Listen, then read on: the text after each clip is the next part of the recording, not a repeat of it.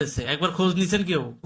ভাই, মামলার পেছনে যে আন্তর্জাতিক অপরাধ ট্রাইব্যুনালটা যে পরিচালিত হচ্ছে, এখানে কাদেরকে চিফ প্রসিকিউটর নিয়োগ দিয়েছে, তাদের ব্যাকগ্রাউন্ড সম্পর্কে কি কোনো আইডিয়া আছে আপনাদের? কোন লোকজন আইসা শেখ হাসিনার বিচার করতেছে? হুটহাট করে একজন আসলো, হুট করে কারা আসলো, কোন গ্রুপটা আসলো, এসে শেখ হাসিনার বিচার করা শুরু করে দিল?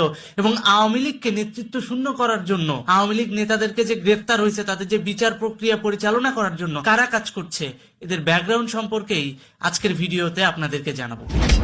মূলত এদের উদ্দেশ্যটা কি এবং কিভাবে এরা শেখ হাসিনাকে জুডিশিয়াল কিলিং করতে চায়। এর আগের ভিডিওতে আমি বলেছিলাম শেখ হাসিনাকে 5 ভাবে হত্যা করার চেষ্টা করেছিল, আপনাদের মনে আছে নিশ্চয়ই। যেহেতু মনে আছে আপনাদের, সেহেতু আরেকটা জিনিস জেনে রাখেন, শেখ হাসিনা যেহেতু বেঁচে গেছে, তার কিন্তু মৃত্যুর রিস্ক কমে নাই, এখনো মৃত্যুর রিস্ক আছে। সেটা কিভাবে?